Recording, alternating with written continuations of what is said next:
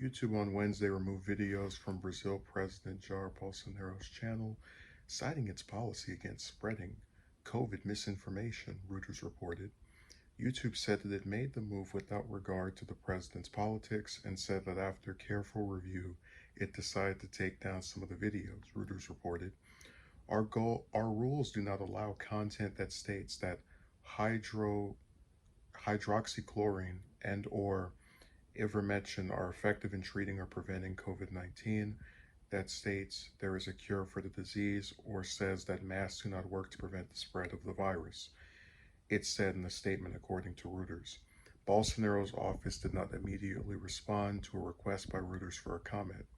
Bolsonaro, who is being investigated for his handling of the COVID-19 pandemic, has been fined several times for failing to wear a mask and has made bizarre comments regarding vaccines and the pandemic. According to ATFP, the Brazilian president suggested in December that the Pfizer vaccine, could turn someone into a crocodile, and has referred to the virus as a little flu. I'm trying not to say the actual virus's name because I don't want to get demonetized. In the Pfizer contract, it's very clear we're not responsible for any side effects. If you turn into a crocodile, it's your problem, Bolsonaro said in December, according to AFP. He also claimed that Brazilians could jump into sewage and not catch anything, according to The Guardian. Reuters notes that YouTube's decision follows ones taken by Facebook and Twitter last year, in which they also removed content after Bolsonaro made statements that were at odds with medical advice being given by health experts. The Hill has reached out to YouTube for comment. So the first part of this article we need to go over is YouTube saying that it made this move without regard to the president's politics. It's kind of hard to do that when a lot of these heads of state, especially the right-wing ones, support spreading misinformation like as a political view. Like we've been over the stuff with Rand Paul in the US and his ongoing war with Dr. Fauci. And I didn't know about Bolsonaro's comments because I don't pay attention to politics in other countries, admittedly, as much as I would like to. But there's a part of me that kind of does feel like a lot of that stuff, if he says it in public, yeah, it's goofy. Like, because I don't think any person would actually believe, like you can, if you're being nice, say that he was joking about, people turning into crocodiles.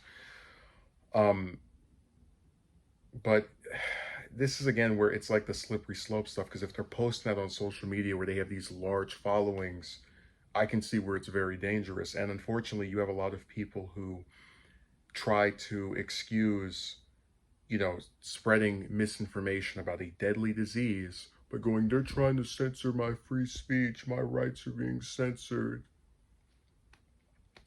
And, my favorite form of, I guess, some type of reprisal for doing this type of stuff is if people make content which features them spreading this misinformation, it should get yanked.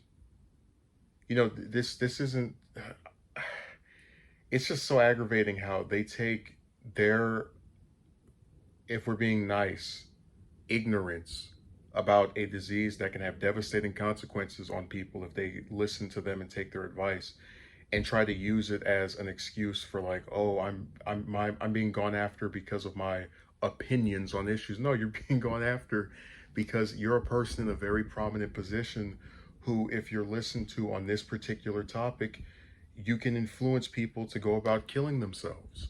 So I have no problem with what YouTube did. I wish they would get rid of all of this misinformation.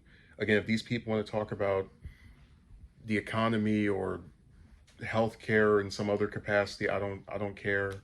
But sitting up here and spreading all of this stuff about a disease that is deadly and, expecting nothing to happen to you, I just think is really childlike.